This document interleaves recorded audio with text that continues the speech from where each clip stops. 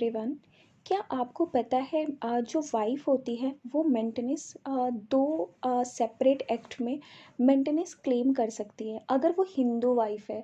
एक वो Hindu marriage act की सेक्शन 25 में परमानेंट एलुमनी के लिए and another section 125 of CrPC जिसमें वो मेंटेनेंस क्लेम करती है।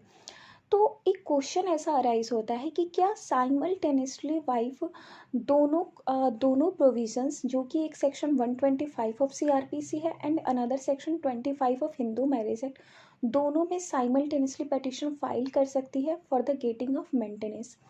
तो सुप्रीम कोर्ट ने Rakesh Malhotra versus Krishna Malhotra latest judgement ये 2020 का है।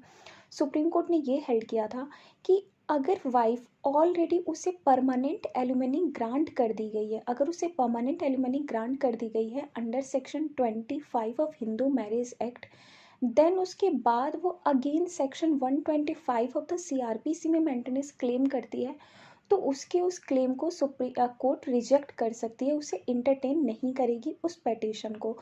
तो हमेशा जब भी अगर वो हिंदू वाइफ है, अगर उसे एक बार परमानेंट एलिमनी दे दिया गया है under section 25 of Hindu marriage act, then again वो सेक्शन 125 में मेंटेनेंस क्लेम नहीं कर सकती है। तो ये सिचुएशन हो गया।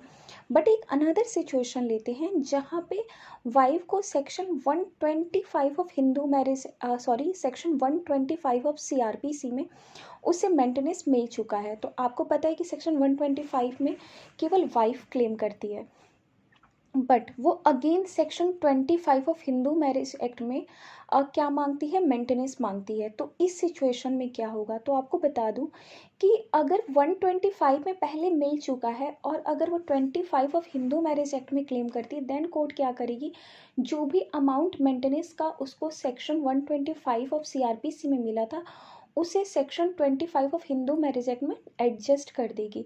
जो ऑलरेडी मिल चुका है उसे डिडक्ट कर देगी जब कोर्ट परमानेंट एलिमनी ग्रांट करेगी।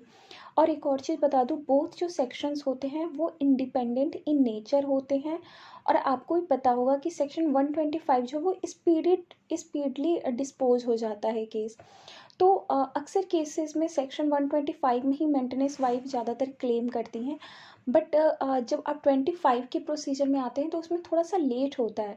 बट अगर आपको परमानेंट एलिमनी पहले ही ग्रांट कर दिया गया है, परमानेंट एलिमनी अगर आपको 25 ऑफ हिंदू मैरिज एक्ट में ग्रांट कर दिया गया है, देन अगर आप पहुंचते हैं 125 में फिर से अगर आप मेंटेनेंस क्लेम करते हैं तब आपके पेटिशन को कैंसिल कर दिया जाएगा।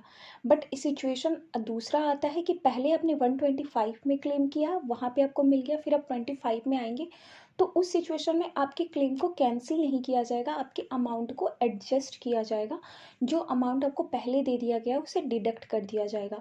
तो आप सिचुएशन याद रखिएगा और केस का नेम आप याद रखिएगा, राकेश मल्होत्रा वर्सेस कृष्णा मल्होत्रा, कि कैसे दोनों केसेस में अगर साइमल्टेनियसली किस केस में एंटरटेन किया जाएगा पेटिशन और किस केस में नहीं किया जाएगा।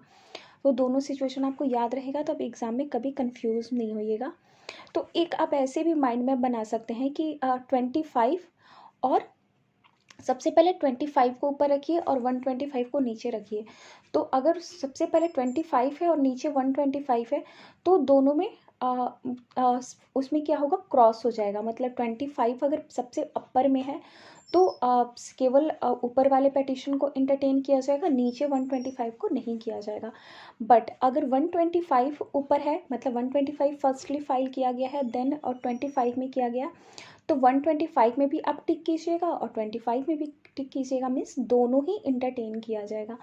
आई होप इस वीडियो के थ्रू आपको समझ में आ गया हो कि कैसे साइमल्टेनियसली किस केस में इंटरटेन आपके पेटिशन को किया जाएगा और किस केस में आपके पेटिशन को कैंसिल कर दिया जाएगा। Thank you so much.